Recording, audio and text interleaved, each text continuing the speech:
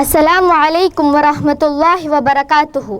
ಗೌರವಾನ್ವಿತ ಅಧ್ಯಕ್ಷರೇ, ಶಾಲೆಯ ಮುಖ್ಯೋಪಾಧ್ಯಾಯರೇ, ಗುರುಗಳೇ, ಗುರುಮಾತ್ಯರೇ ಹಾಗೂ ನನ್ನ ಎಲ್ಲ ಸಹಪಾಠಿಗಳೇ, ತಮಗೆಲ್ಲರಿಗೂ 78ನೇ ಸ್ವಾತಂತ್ರ್ಯ ದಿನಾಚರಣೆಯ ಶುಭಾಶಯಗಳು.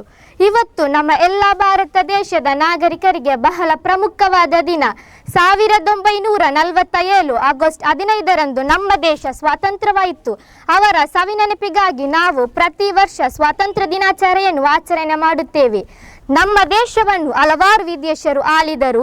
ಪೋರ್ಚುಗೀಸರು, ಗ್ರೀಕರು, ಡಚ್ಚರು, ಇಂಗ್ಲಿಷರು, ಇನ್ನು ಹಲವಾರು ವಿದೇಶರು ನಮ್ಮ ಭಾರತವನ್ನು ದಾಸ್ಯತ್ಯದಲ್ಲಿ ನರಳುವಂತೆ ಮಾಡಿದ್ದಾರೆ. ನಮ್ಮ ದೇಶಕ್ಕೆ ವ್ಯಾಪಾರಕ್ಕೆ ಬಂದು ಇಲ್ಲಿಯ ನೆಲೆಯೂರಿ ನಮ್ಮಲ್ಲೇ ಒಡಕು ಮೂಡಿಸಿ ತಮ್ಮ ಸಾಮ್ರಾಜ್ಯವನ್ನು ಸ್ಥಾಪಿಸಿದ್ದರು. ದೇಶ ನಮ್ಮದು, ಭೂಮಿ ನಮ್ಮದು, ಉಸಿರಾಡುವ ಗಾಳಿ ನಮ್ಮದು, ಸೇವಿಸುವ ಆಹಾರ ನಮ್ಮದು. ಆದರೂ ನಾವು ಬ್ರಿಟಿಷರು ಹೇಳುವಂತೆ ಬದುಕಬೇಕಿತ್ತು. ಭಗತ್ ಸಿಂಗ್, ಲಾಲ್ ಬಹದ್ದೂರ್ ಶಾಸ್ತ್ರಿ, ಲೋಕಮಾನ್ಯ ಬಾಲ್ ಗಂಗಾಧರ್ ತಿಲಕ್, ಟಿಪ್ಪು ಸುಲ್ತಾನ್, ರಾಣಿ ಲಕ್ಷ್ಮೀಬಾಯಿ, ಮಹಾತ್ಮ ಗಾಂಧೀಜಿ, ಸುಭಾಷ್ ಚಂದ್ರ ಬೋಸ್, ಹಲವಾರು ಮಹಾನ್ ನಾಯಕರು ತಮ್ಮ ರಕ್ತವನ್ನು ಹರಿಸಿ ನಮ್ಮನ್ನು ದಾಸ್ಯದಿಂದ ಮುಕ್ತಗೊಳಿಸಿದರು.